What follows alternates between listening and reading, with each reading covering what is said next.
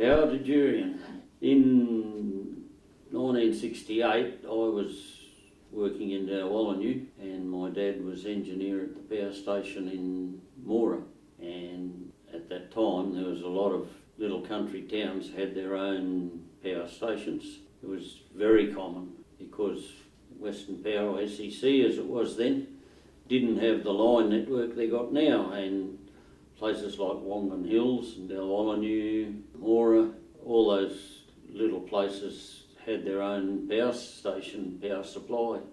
Some were run by shires and some were privately owned. Sometime early in 68, I can't tell you when exactly, but there was a deputation came from the Progress Association at Jurien Bay to see my dad in Mora because he was the engineer there, and he'd been there quite some time, and I think it was Neil Chitty and Jack Kubra and Bob Ward came in and spoke to him about the possibility of starting a power station in Jurien Bay, and they were just wanting to know was it feasible and could it be done, because at that time there was nothing. Everyone in Jurien Bay had a gas light or had their own little generating set, and there was cords running over back fences and all sorts of things. Anyway, they had a chat with my dad, and I was a young bloke in Dalwallinu, pretty keen to do something. I was full of go and bulletproof, and so we had a chat, and he said, I think it could be a proposition, maybe. We could do it as a private concern, because the original suggestion from the three delegates from Progress was that it was done through the Shire. So my dad had a bit of a look at it, did a bit of a feasibility study, they'd call it nowadays, and he said, yeah, I don't think it's worthwhile right at the moment, but I think Jurien Bay is going to expand very quickly and it'd be a worthwhile thing to do if we could manage to do it. So we spoke to the Shire, and I have to say the Shire of the day wasn't all that encouraging. Anyway, we decided that we'd give it a go with the reluctant, I would say, cooperation of the Shire, and but we didn't have any money much, and so we went to all the banks and they shook their head, and we sold the material through our hardware store. So my mum was basically running the hardware store with Coral's help. Dad was doing the bookwork and talking sweetly to banks and doing all the things we needed to do to keep afloat. I was looking after the fuel cartage, and by that time we didn't have need for a linesman and an assistant full-time. So when they left for various reasons, they didn't get replaced, so I was putting up the poles and wires, and my background was a mechanical fitting apprenticeship, but if we were running a power station I really needed electrical, so I did a mature age electrical apprenticeship. Man came up from Perth and stayed a couple of nights and gave me some fairly intricate examinations, and decided that because of prior knowledge they'd knock a couple of years off the apprenticeship. So I did a mature age apprenticeship as an electrician. So in the end I was wiring houses, putting up poles, running wire and driving trucks. And then when Western Mining decided to open up the mine out there, we got the contract to do all their overhead line work, because they had pumps, water pumps spread all over the site because they needed a fair amount of water. And so we employed various people, and under my direction we put up most of the overhead power lines for Western Power out there in my spare time. No, that was pretty full time. That was pretty full. Sure was. So yeah, we ran the power station for 10 years, which was the term of our concession. At that time, SEC ran a line in and hooked onto the line that ran out to the water supply, and they took us over. When the day we turned the engines off, they'd been running continuous for 10 years, and by that time we had 4 engines. It was pretty eerie standing in that power station with absolutely no sound.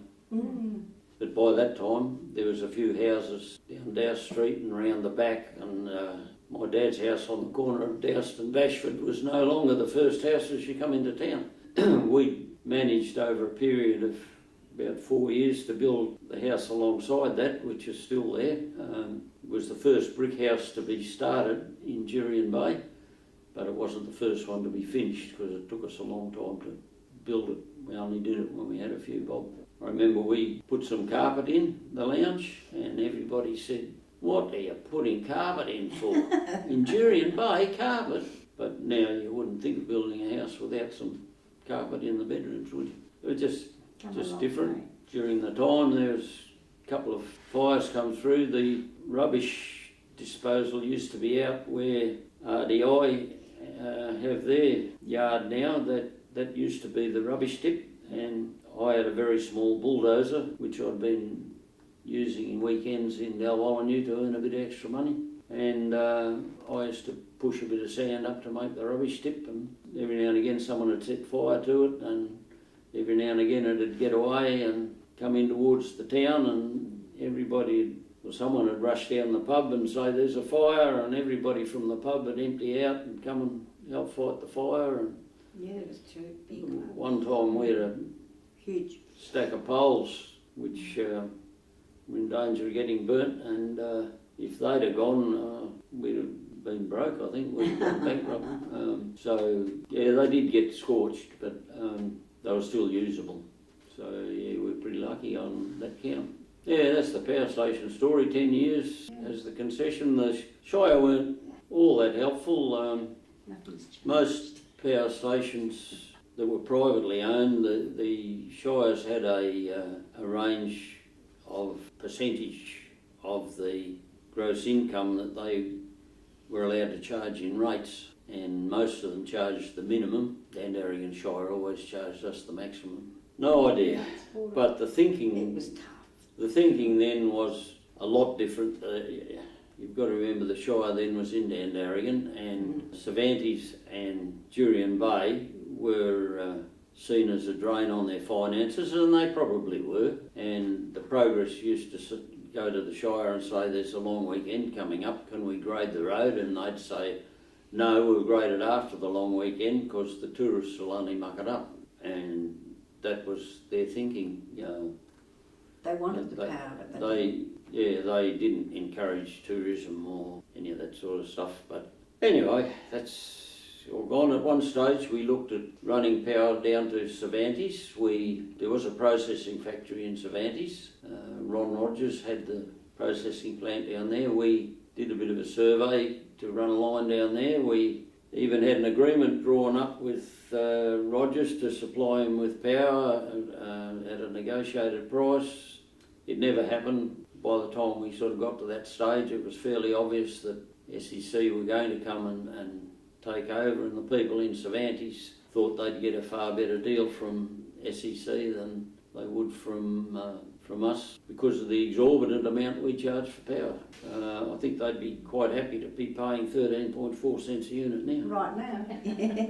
But then electricians don't get $65 an hour now, $65 a week now either. So yeah, that's the power story, pretty well. I didn't know that the piping was still there. I think we wired that house, I can't remember, but I think we put the wiring in for electricity. But yes, they had the little 3/8 gas pipes that run up the wall to gas lights, but I think that was the only one. Most of the others had... Little genset. Well, they either had a little genset, they had gas lights, individual gas lights, some had Tilly lights. Yeah. So we've come a long way in what's happened, in our town, really. I mean, all these towns along, the coast have. Yeah, Jurien Bay grew. We, at the time we came out here, we'd seen plans to run a railway line from Mount Gibson to Jurien Bay to export iron ore and make it a deep water port and all that, and we thought that might happen, but it never eventuated, and we worked pretty hard, but unfortunately everybody thinks we made a fortune, but we didn't really. We had a good life, really. When the SEC come in, they buy your establishment at an agreed price. You can argue over the price, but we thought it was reasonably fair and we accepted the price. You can go to an independent valuer and they usually look at it and decide in favour of SEC, which was what happened in those days. Yes, except the first section, which through a bit of wheeling and dealing we managed to get the Shire to pay for because we just couldn't afford to put them up. Yeah, it was a complicated arrangement, but we always wish we'd never had to do that, but unfortunately we did. So yeah, we went in on a wing and a prayer. We didn't make a lot of money out of it. We were glad to see the SEC come in the end because the financing of it was getting a bit beyond us. We were having to put up transformers down the south end of town because of voltage drop and the number of houses and that, and they were fairly expensive. Buying new generating plant, there was a ruling that you had to be able to carry your peak load with your biggest engine out of action, which meant you had to over-capitalise a fair bit. So you had plant that was standing idle that had cost you a fair bit, but it sort of wasn't earning its keep, if you get what I mean. They don't now. They don't do that now. And so the financing of it all was getting a bit beyond us, and so we weren't unhappy to see them come in. And 10 years, 24 hours a day. My dad was a bit of a night owl, so he used to look after the plant till midnight. It largely ran unattended, but he used to look after it till midnight, and then I'd go over in the morning and sort of look after it in the morning before I got into my truck at 4 o'clock and drove to Perth.